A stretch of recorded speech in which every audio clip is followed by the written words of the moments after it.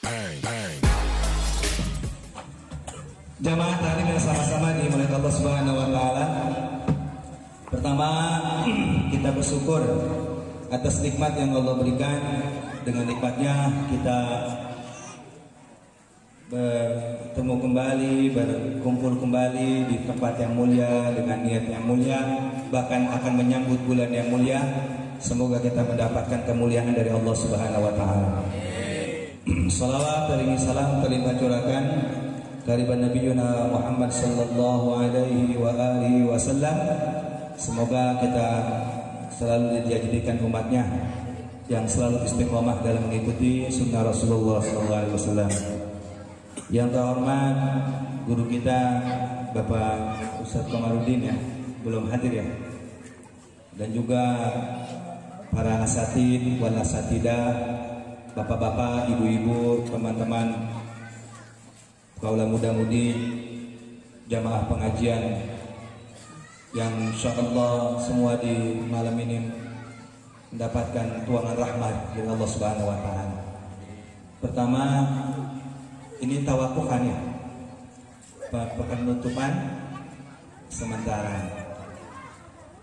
Sebetulnya malam Senin ini adalah malam yang sangat istimewa bagi pekerja karena hari libur ya, minggunya Sabtu dan Minggu tuh hari istimewa itu. Saking istimewanya saya itu Pak, malam ini saya batalkan satu karena malam Senin itu saya 4 majelis. Malam Seninnya aja. Nanti insya Allah maghrib di Kampung Gula, isaknya, habis isaknya itu tadi di Mushola Nurul Huda. Namun yang mingguan habis maghrib itu minggu pertama, ketiga, keempat, keduanya itu di Tambun Masjid Darussalam. Di sini bulanan. Karena ini musimnya corona, jadi mikirin corona baik saya. Artinya saya nggak ingat bahwa kalau malam Senin itu ada 4 pengajian yang waktunya berbeda. Ada serentak malam Senin ini penutupan semua 4 tempat itu. Maka saya bingung. Akhirnya tadi di Masjid Nur Hasanah penutupannya habis maghrib.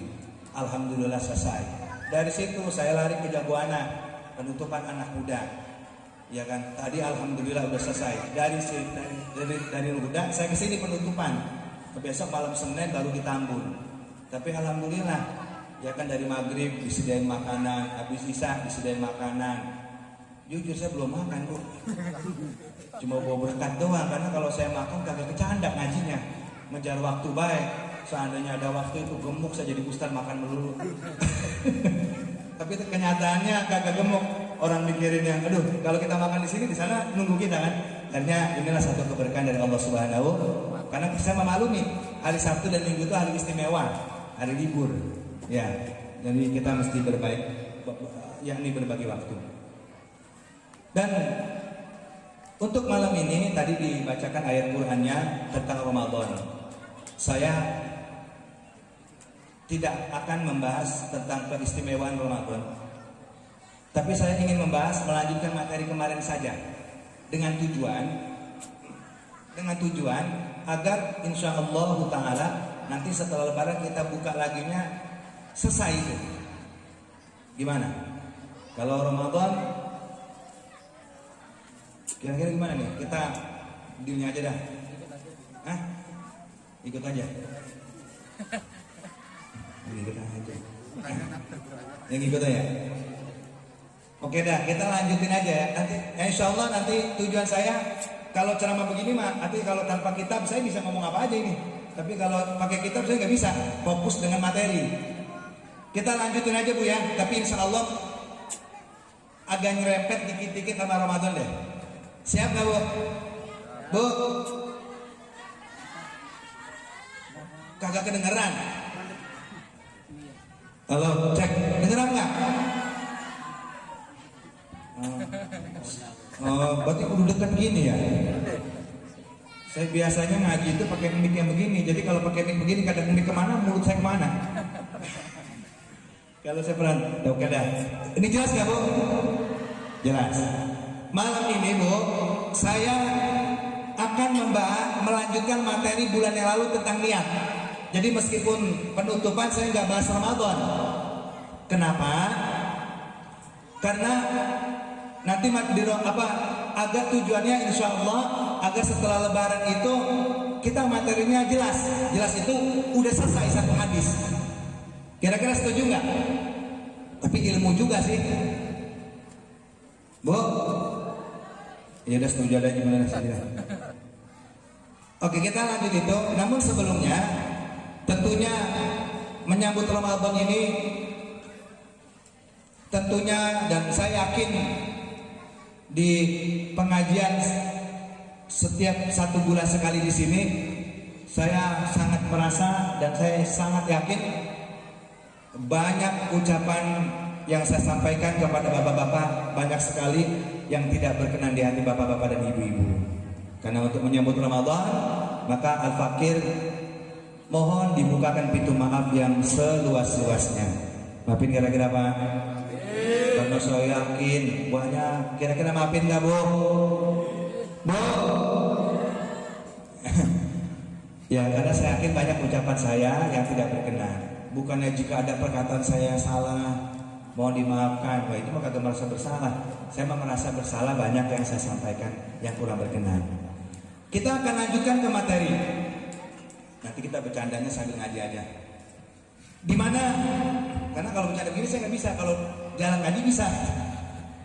Bahwa kita membahas tentang hadis, kajian di sini adalah hadis Arba'in Nawawi. Kita baru bahas separuh hadis Nabi Muhammad tentang masalah apa kemarin? Niat. Yang telah kita bahas, hadis tersebut adalah an Amirul Mukminin Abi Hafs Umar bin Khattab radhiyallahu taala anhu qala sami'tu Rasulullah sallallahu alaihi wasallam yaqulu. Hadis ini dari Sayyidina Umar bin Khattab. Sudah kita kupas tuntas itu tentang Umar bin Khattab. Sayyidina Umar mendengar langsung dari Nabi Muhammad sallallahu alaihi wasallam. Nabi bersabda kepada Sayyidina Umar, apa sabda Nabi? Innamal a'malu bin niyati. Sesungguhnya kebaikan atau amal ibadah bergantung dengan niatnya. Wa innamal likulli imri'in ma nawa. Dan setiap manusia mempunyai apa yang ia niatkan. Kemarin saya bahas tentang pengertian niat, tentang tempatnya niat. Kemudian kenapa niat itu mesti diucapkan? Ya, itu udah fikihnya udah saya bahas. Dan yang terakhir saya ingat karena ada videonya saya bisa lihat. Oh, berarti saya sampai sini nih ngebahas. Terakhir kemarin adalah saya membahas fikihnya udah selesai semua.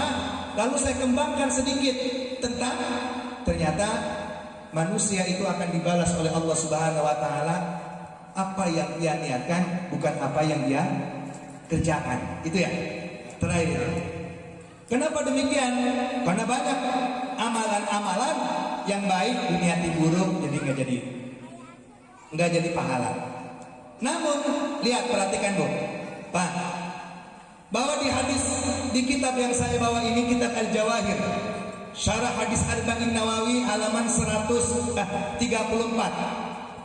Bahkan kepentingan niat sendiri, niat itu Allah, Nabi Muhammad berkata itu, wa innamal likulli imrin ma nawa. Manusia itu akan dibalas sesuai dengan apa yang ia niatkan, bukan apa yang ia kerjakan. Terkadang ada pekerjaan baik, bangun masjid, bangun pengajian, tujuannya buat saingan. Nah, pekerjaannya baik, tapi tujuannya jelek, maka tidak mendapatkan pahala dari Allah. Paham? Nah, itu yang kemarin saya jelaskan. Nah, bahkan kalau kalau kita berniat ibadah, di dalam hadis Nabi Muhammad SAW berkata, wa qila innaha tufidu annal a'mal al-adatiyah. Ini ngaji ya, kita nerusin materi kemarin. Innama tufidu annal a'mal al-adatiyah. Perbuatan yang baik seperti sholat, bikin pengajian, bikin maulid, kalau tujuannya itu untuk firqah, tujuannya untuk memisahkan umat, tidak ada nilai pahala di situ. Tapi sebaliknya, innama tufidu annal a'mala al-adatiyah tasiru ta'atan yuzabu 'alayha fa'ilu idanawa bi al-qurbah. Coba perhatikan. Sebaliknya, ibadah kalau niatnya buruk tidak menjadi ibadah. Kalau niatnya buruk. Namun, annal a'mal al-adatiyah, perbuatan-perbuatan adat, urap, tradisi, itu bukan ibadah. Perbuatan-perbuatan yang tidak dianggap ibadah tapi tidak maksiat, perbuatan yang mubah, seperti mandi. Mandi itu dasar hukumnya mubah. Kita mau mandi silakan, tidak mandi silakan. Karena kalau mandi dihukumi wajib, berarti kalau antum tak mandi dosa hukumnya. Gitu kan? Kalau mandi sunnah karena hari Jumat ada embel-embelnya. Ini saya bicara mandinya. Dasar hukumnya mandi itu mubah. Lihat, kalau kita mau cari pahala, Bu, Pak, di sisi Allah mudah banget. Berkaitan dengan niat, bahkan al-a'malu al-adatiyah, amal-amal yang dianggap bukan ibadah, tasiru ta'atan, yusabu, dia bisa menjadi amal ibadah dan berpahala jika melakukannya idza nawa biha al-qurbah, jika amalan yang mubah ini diniati untuk ibadah kepada Allah Subhanahu wa taala. Seperti apa? Kal akli wasyarb, seperti makan dan minum. Dasar hukumnya makan wajib, sunnah, apa mubah? Bu, bapak-bapak udah jawab mubah. Ibu, dasar hukumnya makan dan minum wajib, sunnah, apa mubah? Kedengeran nggak, Bu? Dasar hukumnya makan itu, Pak, mubah. Antum mau makan silakan, tak makan pun mati ya. Dasar, kita bicara dasar hukumnya itu mubah. Mau minum mau enggak kopi. Tetapi lihat, orang nggak ada dalilnya minum kopi sunnah itu, nggak ada. Tidak ada dalilnya itu makan minum air aqua ini sunnah, nggak ada. Ya, dasar hukumnya boleh-boleh saja. Tetapi anugerah niat yang Allah berikan dalam konteks hadis ini, Allah akan membalas sesuai dengan apa yang dia niatkan. Jika idza qasada bihima at-taqwa 'alal ibadah. Lihat, makan dan minum asalnya mubah. Mubah itu tidak berpahala jika kita makan, tidak dosa jika kita tinggalkan.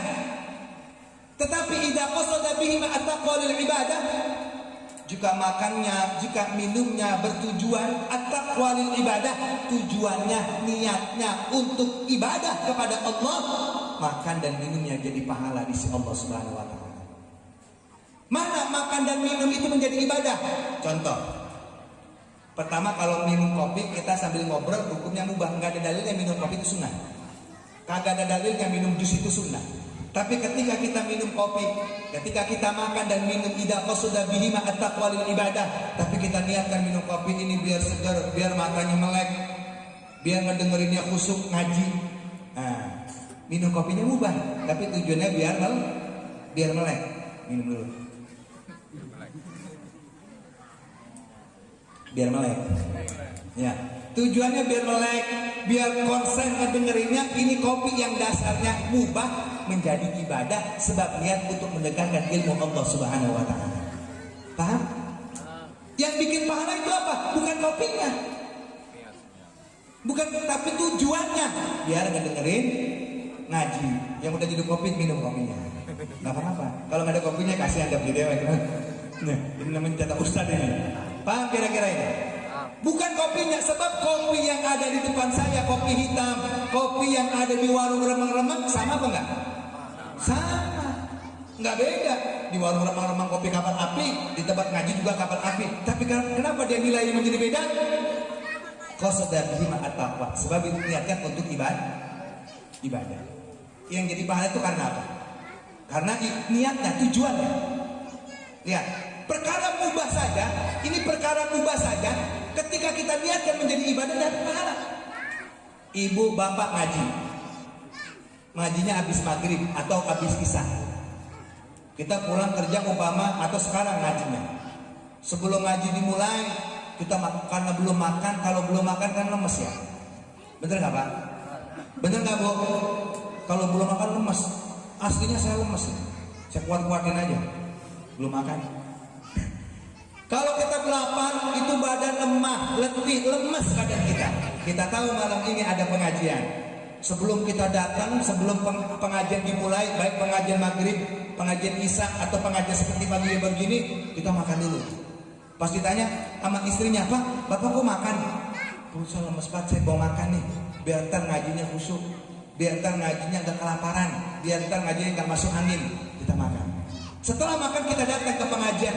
Itu makan yang dasarnya hukumnya mubah, sebab diniatkan biar gak masuk angin ngedengerin pengajian, itu jadi ibadah.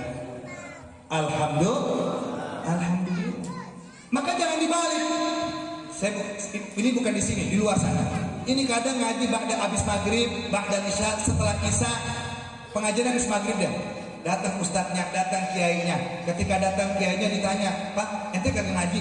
Udah dulu Pak Ustadz, saya belum makan. Nah, ini makannya jadi nggak boleh nih, penghalang ngaji. Mestinya kalau mau makan sebelum ngaji. Paham kira-kira? Paham kira-kira? Ini prakteknya yang salah. Mestinya sebelum. Lihat, kau sudah bim at-taqwa. Kenapa demikian? Lihat bu, para ulama. Ulama-ulama dulu ini baru makan. Ulama-ulama dulu itu kalau makan itu niatnya liuqawil ibadah, biar tujuannya Allah berikan kita kekuatan dalam ibadah. Maka apapun yang kita niatin untuk ibadah, meskipun itu bukan perkara ibadah, maka menjadi ibadah. Paham? Kalau diniatin ibadah, meskipun itu perbuatan bukan ibadah, maka menjadi ibadah dan ada pahala di sisi Allah Subhanahu wa ta'ala. Paham kira-kira? Paham kira-kira ini? Itu yang pertama. Luar biasa kita mencari niat ini. Wan naumu idza qasada lil istirahah li ajli istiqamati salati subhi adaan. Bahkan bukan cuma lihat, ini istimewanya niat. Bu. Seperti contoh, ibu-ibu umpama kemudian wan naumu idza qasada bihi lil istiqamah li ajli ibadah. Seperti tidur. Tidur itu dasar hukumnya mubah. Saya bicara dasar hukumnya ya. Kalau waktu itu kan sakit, itu beda hukum. Saya bicara pokok hukumnya. Tidur itu bu, hukum asalnya itu mubah. Mau tidur monggo, nggak tidur juga monggo. Sebab kalau tidur dihukumi wajib, berarti bagi orang yang tidak tidur dosa. Karena pengertian wajib jika ditinggalkan mendapatkan dosa. Tidur dasar hukumnya itu menjadi dasar hukumnya mubah. Tetapi dengan keberkahan niat yang disampaikan Nabi Muhammad sallallahu alaihi wasallam, jika tidurnya itu li ajli istiqamati salati subhi adaan, kalau kita tidurnya itu tujuannya agar bangun, dan ketika bangun untuk dipakai ibadah kepada Allah Subhanahu wa taala, ibadahnya dapat pahala, niat tidurnya pun mendapatkan pahala. Contoh, umpama tadi kita kerja pulangnya umpama jam 2 siang. Tahu-tahu malam ini ada pengajian. Belum tidur total. Lalu kita tidur saya mau tidur siang dulu 1 jam aja. Emang kenapa? Karena malam ada pengajian. Kalau nggak tidur nih mata saya ngantuk banget. Itu Pak, tidur kita jadi ibadah karena takut malamnya ngantuk. Karena ada pengajian. Tidur saja yang dasar hukumnya mubah. Dengan kemuliaan hadis Nabi Muhammad ini, idza qasada bihi madal ibadah, kalau diniatin buat ibadah jadi pahala. Alhamdulillah. Tanadduq wa tanadduq idza nawa bi dabr rawahil al-mu'addiyati li ibadatillah azza wa jalla. Atau kita ini perkara mubah seperti mandi, perkara mubah seperti memakai baju. Bu, memakai baju ini dasar hukumnya kalau yang aurat memang wajib ditutupi. Umpama kita mau sholat, umpama kita mau ngaji, kemudian sebelum ngaji karena badan kita banyak keringat, karena kita mau sholat, mau menuju ngaji, kita mandi dulu. Tujuannya biar seger di saat ada di majelis ilmu. Tujuannya biar seger di saat ketika melakukan sholat. Itu mandi yang tadinya yang hukumnya mubah disebabkan dikaitkan, disandarkan kepada ibadah sholat ngaji, mandinya pun menjadi pahala di sisi Allah Subhanahu wa ta'ala. Paham kira-kira?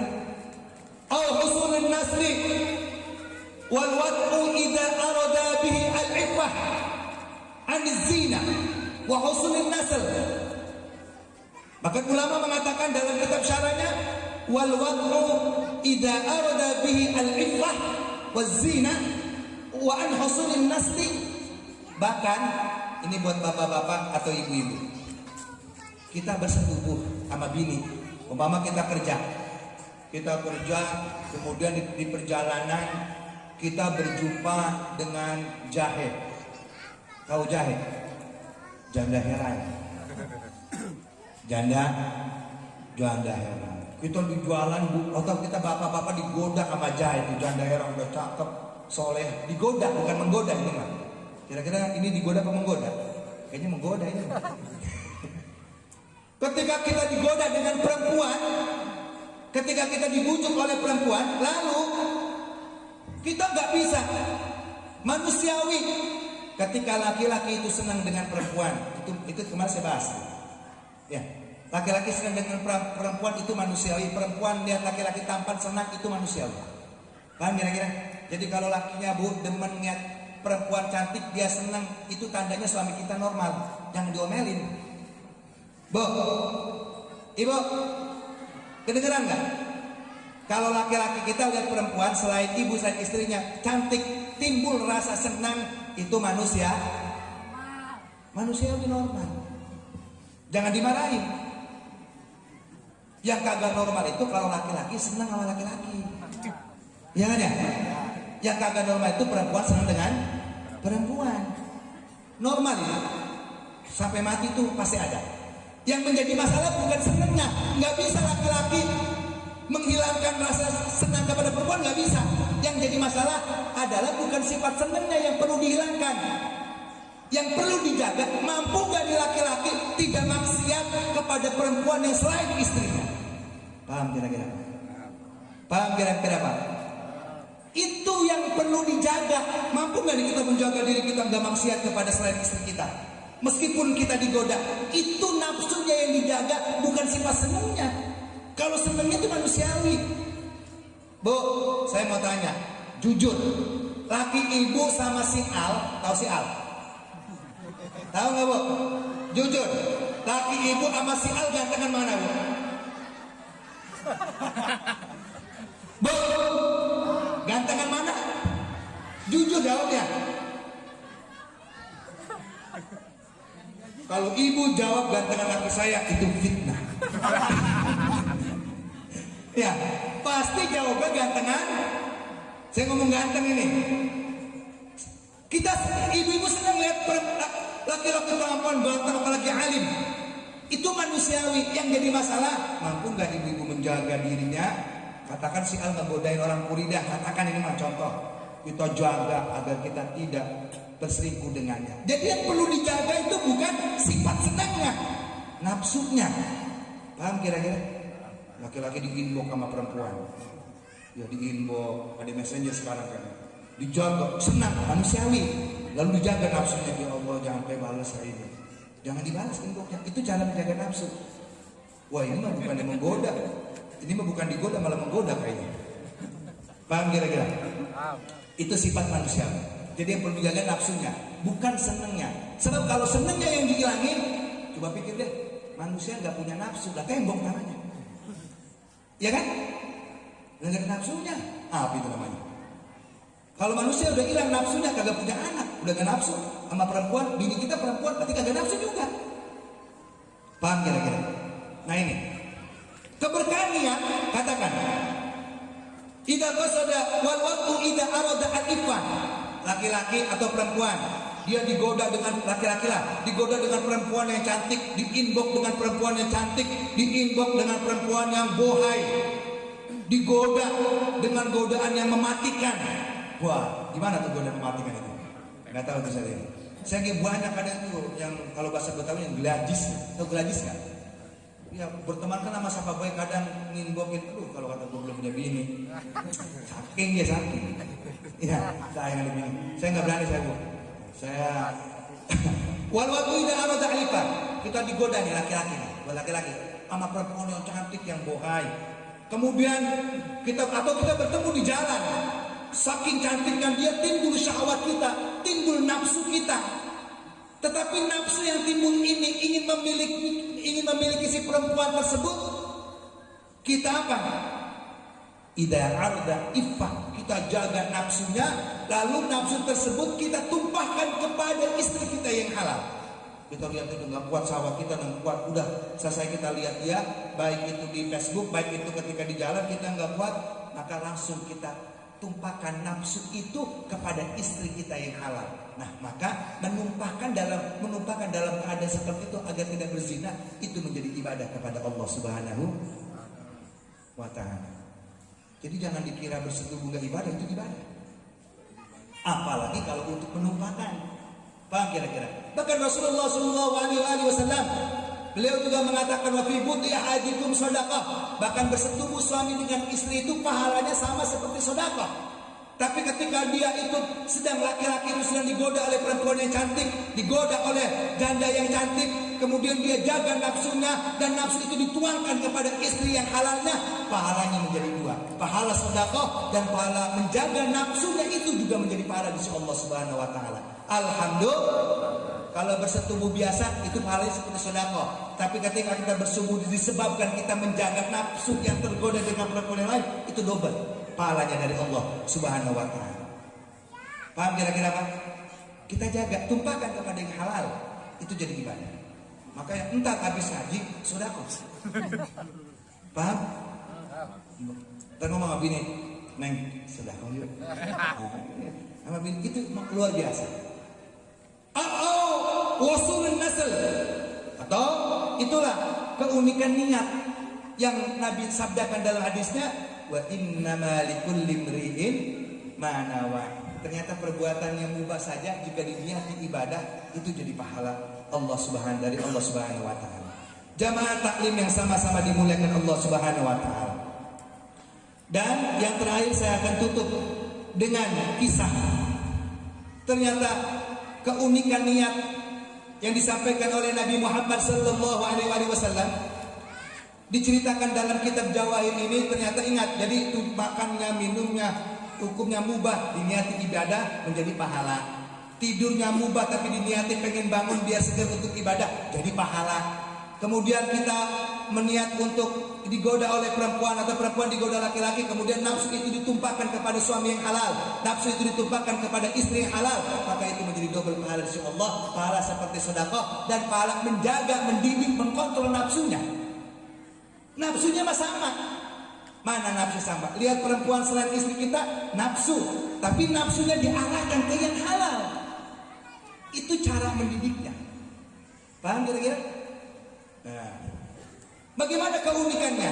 Wa innamal a'malu binniyati wa innamal likulli imri'in ma nawa. Ternyata dalam hadis Nabi pun diceritakan, inna yu'ti bil 'abdi yaumal qiyamah. Kita sebagai orang muslim wajib meyakini bahwa meyakini tentang perkara yang gaib, perkara yang belum kita nampak. Di antara perkara yang belum nampak adalah kita wajib meyakini ketika kita menghadap kepada Allah Subhanahu wa Ta'ala nanti, di situ ada disebut dengan buku catatan amal baik dan buruk manusia. Betul? Kita pernah dengar itu. Jika amal baik itu, maka kita akan ambil dari tangan kanan kita. Jika amal buruk itu, kita ambil dari tangan kiri kita. Di dalam kitab Jawahir karang Syekh Muhammad bin Abdullah ini dikisahkan. Apa kisahnya? Ada orang yang tidak pernah melakukan sejumlah ibadah di dunia, dia menemukan di bukunya. Itu Pak, yang dicatat amal baik buruk itu amal baik yang di dunia. Yang dicatat amal buruk yang di dunia. Yang baik di dunia, bukan yang di akhirat. Maknanya begini Pak, orang kalau udah meninggal dunia, itu yang ditanya amal baik dan amal buruk. Yang ditanya yang baik amal yang di mana itu? Di dunia. Ditanya amal buruk yang di mana itu? Di dunia. Di sana final. Maknanya kita ngaji ini Bu, yang menentukan ini secara umum, jangan bicara hakikatnya Allah. Yang kita itu mengambil surga ini di dunia, bukan di akhirat. Mengambil akhirat itu, mengambil neraka itu di dunia, bukan di akhirat. Bagaimana cara kita ngambil surga di akhirat nanti? Ambil dengan amal baik, duduk di majelis ilmu, banyakin sholat sunnah, banyakin sholat tahajud, banyakin baca Quran. Nanti kalau kita meninggal, itu amal kita ada. Berarti itu cara menarik surga. Tapi kalau kitanya kepengen masuk surga, catatannya catatan buruk semua, di sana berarti kita mengambil nerakanya Allah Subhanahu wa Ta'ala. Maka jangan berpikir udah biarin di dunia mah poya-poya aja. Nah mati mah bagaimana? Lo mati mah ya gak nafas lah. Justru dunia ini babun minal akhirah. Dunia ini gerbang menuju akhirat. Paham? Dunia ini gerbang menuju akhirat. Karena yang menentukan surga dan neraka ini kita di sini. Kalau udah meninggal, udah amal yang ditanya di dunia. Lihat. Dari kisah ini ada buku itu yang dari kanan, yang kalau kita bukunya baik ada catatannya dari kanan, nampak di situ. Kalau buruk nampak juga, cuma diambil dari tangan kiri. Dikisahkan waqila innahu yuti bil 'abdi yaumal qiyamah fa ibba kitaban fa yakhudhu bi yamini. Ada satu kisah, ada gerimis Pak ya? Enggak kan? Nah, ada satu kisah bahwa ada sekelompok orang, ada seorang hamba itu di hari kiamat nanti payak hudu biyamini. Ini pas seorang hamba berhadapan dengan malaikat Allah Subhanahu wa taala, dia diberikan buku catatannya.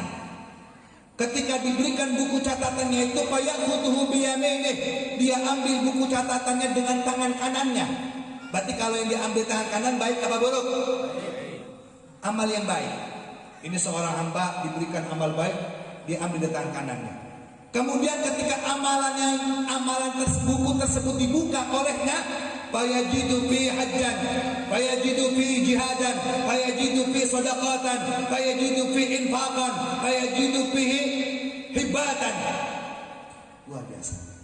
Ketika dibuka buku catatannya di hadapan malaikat Allah Subhanahu wa taala, fayajidu hajjan wa jihadan wa umratan wa infaqan wa sadaqatan wa zakatan. Dia temukan di bukunya itu sejumlah pahala yang begitu banyak. Fayajidu hajjan, dia temukan pahala haji. Fayajidu umratan, dia menemukan pahala umrah. Fayajidu jihadan, dia menemukan pahala jihad. Fayajidu sadaqatan, dia menemukan pahala sedekah. Fayajidu zakatan, dia menemukan pahala zakat. Bingung ini ketika dibuka amalnya banyak. Ada haji, ada umrah, ada sedekah, ada infak. Itu pahala dia semua. Karena buku catatan dia, nggak ada yang terlewat. Ketika dia melihat sejumlah pahala yang begitu banyak untuk dirinya, yang dilakukan dirinya, ingat di hari kiamat tidak bisa nyogok. Sekecil apapun amal baik ada, seburuk apapun ada. Ketika dia jumpai di bukunya itu amal-amal sedekah, jihad, umroh, ngaji, sedekah, dan lain sebagainya, fayaqulu, maka seorang hamba ini bertanya langsung kepada Allah Subhanahu wa taala. Dia menghadap kepada Allah. Ketika di hadapan Allah Subhanahu wa taala, apa yang dia katakan? Bu, lihat, Pak. Dia bilang kepada Allah Subhanahu wa taala, "Ya Rabb, hada laisa bi kitabi ya Rabb." Dia bilang, "Hada laisa bi kitabi ya Rabb." Ya Allah, ya Rabbi, Tuhan yang aku sembah, laisa bi kitabi. Ini buku amal baik, bukan buku saya. Bukan amal saya. Kenapa bukan amal saya? Kalau di dunia mau kita senang kan? Di sana nggak bisa bohong. Hada laysa bi kitabi. Hada ma fa'altu syai'an min dalika. Kenapa? Ma fa'altu syai'an dalik. Ini bukan buku saya, wahai ya Rabb.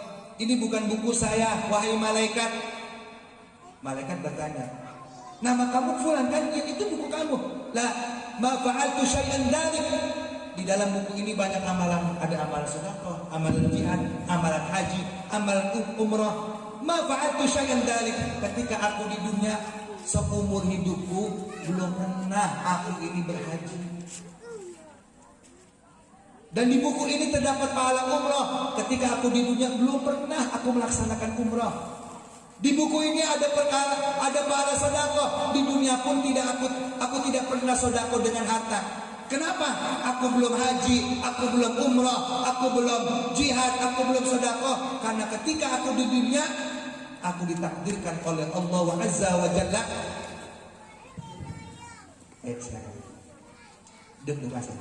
Aku ditakdirkan oleh Allah sebagai hamba yang pas-pasan. Kalau bahasa kitanya boro-boro mau haji, makan dari makan dia susahnya luar biasa. Boro-boro mau sedekah, jangankan mau sedekah, jangankan mau berangkat umroh, bayaran sekolah, pendidikan, kadang ketemu, kadang enggak. Paham kira-kira? Itu alasannya. Maka ini bukan buku saya, ini bukan amal saya. Karena saya tidak pernah haji. Hidup saya sederhana, jangankan untuk haji, jangankan untuk umrah. Sudah ketemu makan saja ketika aku di dunia, alhamdulillahnya sudah dalamnya luar biasa. Maka dia bilang, wahai malaikat, mungkin ini salah alamat. Tapi nggak mungkin di akhirat salah alamat. Tapi di situ ada.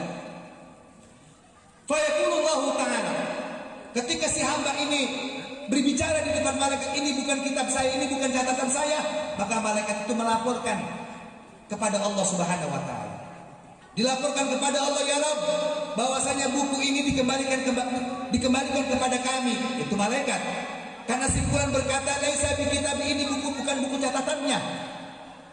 Ini karena di dunia, selama di dunia dia belum pernah haji, belum pernah umrah. Maka ketika malaikat laporkan itu apa? Maka Allah Subhanahu wa taala memanggil si hamba tersebut, panggil hamba itu. Dipanggil oleh malaikat menghadap kepada Allah Subhanahu wa taala. Ketika sudah berhadap kepada Allah Subhanahu wa taala, fa yaqulullahu taala, hadza kitabuka. Ketika dia sudah berhadap kepada Allah Subhanahu wa taala, apa jawaban Allah? Ini keunikan niat. Allah dengan tegas berkata di depan si abad itu, hadza kitabuka, wahai fulan, wahai abad, hadza kitabuka, itu amalmu, itu bukumu, itu catatanmu.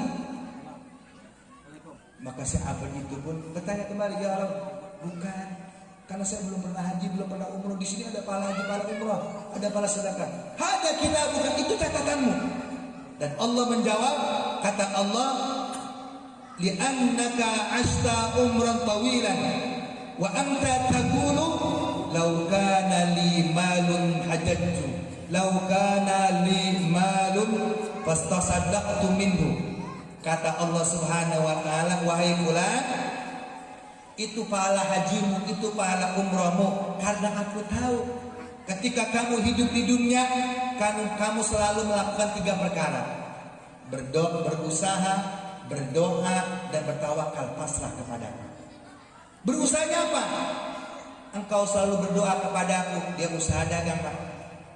Ketik ini usahanya. Doanya dia minta kepada Allah, ya Allah ya Rabb, lau kana li malun hajjatu, lau kana li malun tasaddaqtu, lau kana li malun amratu. Ada usahanya. Malamnya dia doa, ya Allah ya Rabb, jika engkau berikan aku uang yang banyak, jika engkau berikan aku pelanggan yang banyak, ingin sekali dengan hasil yang banyak itu aku berhaji ke tanah suci-Mu ya Allah. Ya Rabb, jika engkau golkan bisnisku, jika engkau lariskan daganganku, dan aku mempunyai untung yang banyak, aku ingin sekali ya Rabb, keuntungan itu aku pakai untuk ibadah, melaksanakan umrah kepadamu. Ya Rabb, jika engkau lariskan daganganku, aku ingin sekali bersedekah di jalanmu, bersedekah untuk masjid, bersedekah untuk orang-orang yang fisabilillah. Itu yang dia lantunkan doa kepada Allah Subhanahu wa taala. Tapi doa itu yang dipanjatkan sepanjang hidupnya tidak Allah kabul. Nyatanya dia nggak pernah haji, tapi meskipun dia tidak pernah haji, tapi dia yakin dengan usaha dan doanya tawakal. Dan terakhir dia menjawab, semuanya kuserahkan kepadamu. Usahaku sudah, doaku sudah, tinggal engkau yang menentukan. Itu sepanjang hidupnya selalu begitu, nggak pernah berhenti. Sepanjang hidupnya sampai dia meninggal, dunia. Fa'arabtu dzalika min sidqi niyatik. Maka Allah menjawab di depan sahabat itu, fa'arabtu, maka aku Allah Ta'ala tahu dzalika min sidqi niyatik. Niatmu itu betul-betul, niatmu itu sungguh-sungguh, bukan sekedar ngomong doang. Udah kalau begitu niat yang banyak, yang baik aja. Besok saya niat ngaji, ternyata nggak ngaji. Besok lagi niat lagi nggak ngaji, ternyata nggak ngaji. Itu namanya ngeledek malaikat. Maknanya apa? Ya, jawaban Allah, fa'arabtu, aku tahu, dzalika min sidqi niyatik, aku tahu ketulusan niatmu. Niat itu kemarin saya bahas adalah kepingin ada bukti. Niat itu adalah amal, gitu kan? Dia niat pengen haji, amalnya apa? Buktinya apa? Berdagang, ya kan? Dia pengen niat umrah, bukti amalnya apa? Disertai pekerjaan, ada dagangnya, ada usahanya. Maka kalau orang berharap, ya Allah berikan aku uang yang banyak, berikan aku rezeki yang banyak, tapi diam aja di rumah, itu doanya kira-kira dikabul apa enggak? Dikabul enggak? Yang ada mati di rumah, mati kelaparan. Paham kira-kira? Ada amalannya. Nah kata Allah, aku tahu niatmu itu betul karena ada niatnya, karena ada buktinya, ada dagangnya, ada doanya. Sebab niatmu itu betul karena aku, dan aku tidak kabulkan di dunia. Wa a'taituka tsawabad dzalika. Maka Allah menjawab, wa a'taituka, maka saat ini a'taituka, aku berikan pahala itu, pahala hajimu, pahala umrohmu, pahala sedekahmu. Meskipun kamu di dunia belum pernah haji, sebab kamu niat dan ada buktinya usaha, ya kan, diberikan pahalanya di sisi Allah Subhanahu wa taala. Alhamdulillah.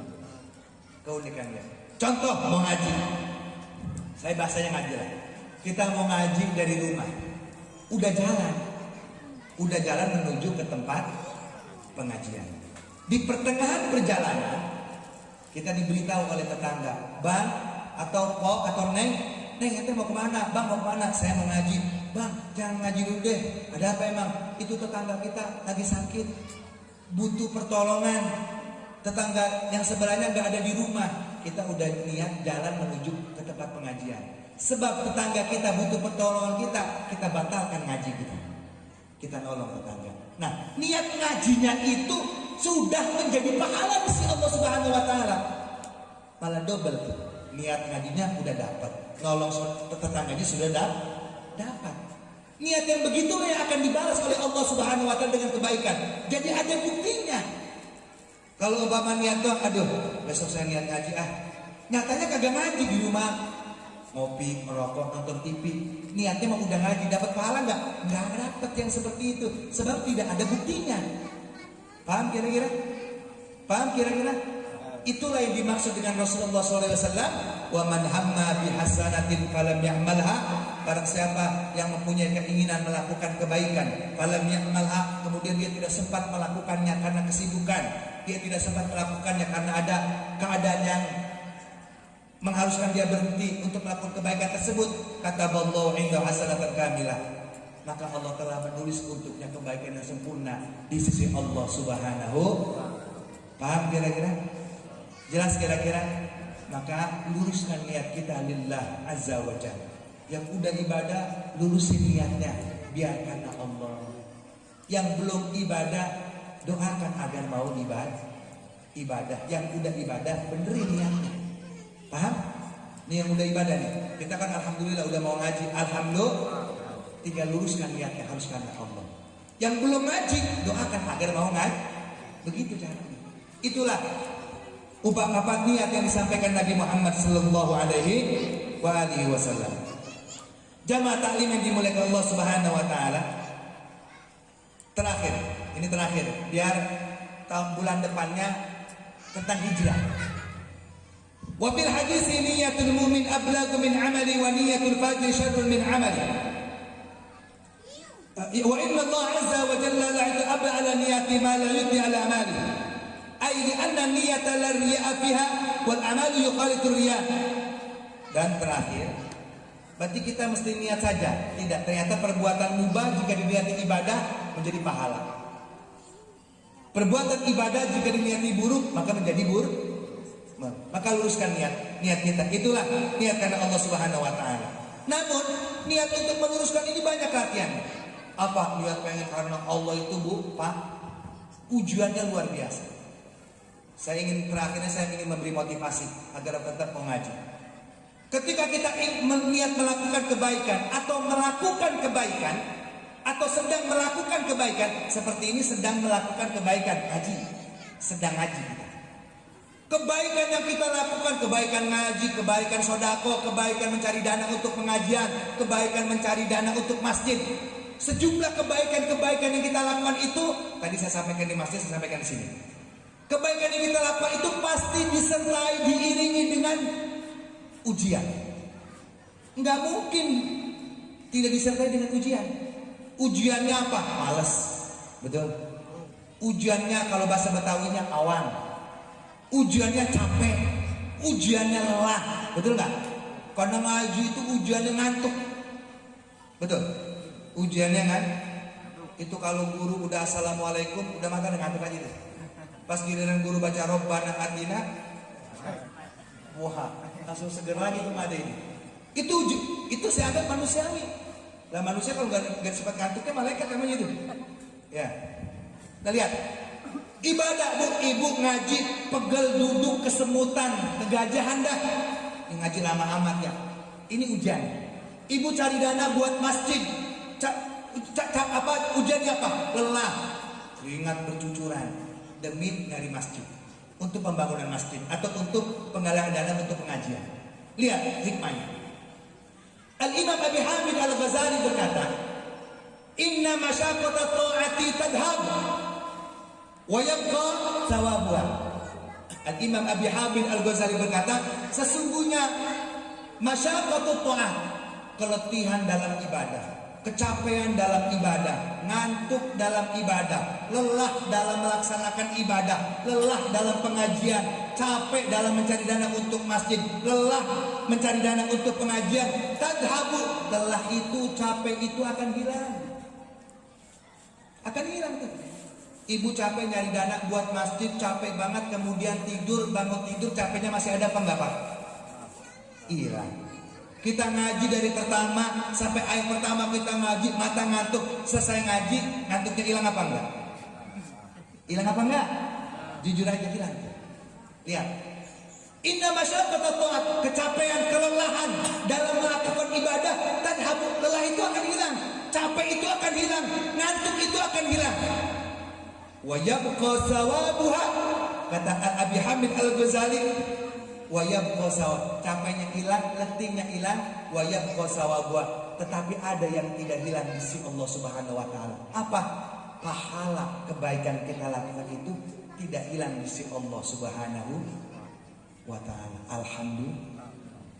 Bapak ngantuk ngaji, selesai ngaji segar lagi, hilang ngantuknya, pahalanya enggak hilang Pak. Alhamdulillah. Ibu cari dana buat ngaji, capek, keringat bercucuran, tidur, bangun tidur, capeknya hilang, pahalanya tidak. Alhamdulillah. Paham kira-kira? Jadi besok kalau mau ngaji, besok kalau mau taraweh, ya Allah saya ngaji capek banget ini. Udah, kita mesti dewasa. Udah gua harus ngaji, entar dia habis ngaji gua tidur, hilang capeknya. Paham? Tapi yang tidak hilang, pahala dari Allah. Paham kira-kira?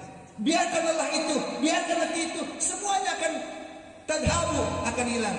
Wa yabqa sababu, pahalanya enggak hilang. Tapi sebaliknya, wa inna ladzatan ma'asif, sesungguhnya kenikmatan dalam bermaksiat, wa inna ladzatan ma'asif, kenikmatan dalam melakukan perkara yang dilarang oleh Allah Subhanahu wa taala, tadhabu, itu pun akan hilang. Kita habis nipu orang dapat untung 500.000. Nikmat gak? Emang tujuannya nipu? Nikmat. Tapi kenikmatan dalam melakukan maksiat ini, kenikmatan dalam melakukan perkara yang dilarang Allah ini akan hilang. Duit 500.000 cukup gak buat sebulan? Gak cukup. Berarti akan hilang. Kenikmatan dalam maksiat akan hilang. Wa yabqa iqabuha, nikmatnya maksiat hilang sejenak. Wa yabqa iqabuha, tapi kita harus ingat, ada yang tidak hilang. Apa?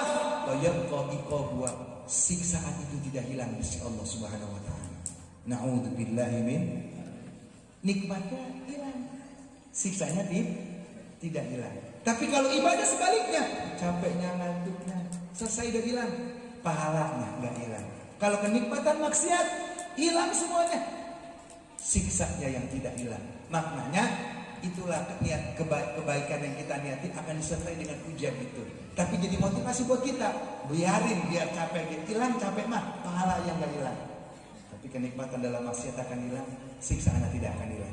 Jamaah taklim yang dimuliakan Allah Subhanahu wa taala, insyaallah kita akan buka kembali di ba'dal Id, setelah Idul Fitri, dengan materi apa Mas? Antum baca kitabnya? Lanjutan ya, Paman Kanat ya? Paman Kanat Hijratul.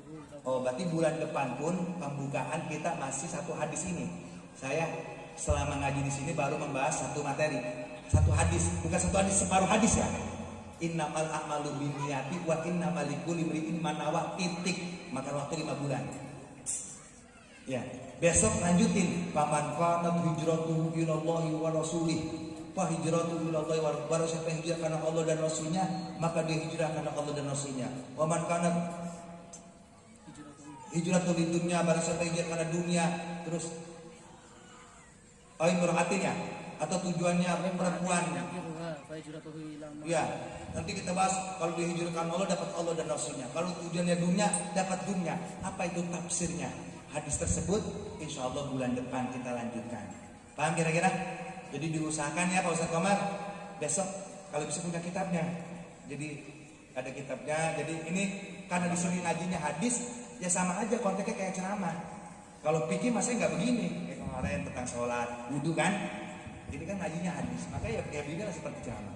Intinya dari hikmah dari pengajian ini, kita yang sudah mau duduk di majelis ilmu, yang mau duduk di majelis ilmu seperti ini adalah nikmat yang luar biasa. Alhamdulillah. Kita mohon kepada Allah nikmat seperti ini, mau duduk di majelis ilmu tidak Allah cabut sampai kita menghadap kepada Allah Subhanahu wa taala. Dan jika teman kita, saudara kita yang belum mau hadir di majelis ilmu ini, kita doakan semoga Allah gerakkan langkah mereka untuk duduk bersama-sama kita. Amin. Dan hikmah pengajian ini satu, yang sudah ngaji, yang sudah ibadah, luruskan niatnya karena Allah. Sebelum saya tutup, seperti biasa silakan yang mau bertanya.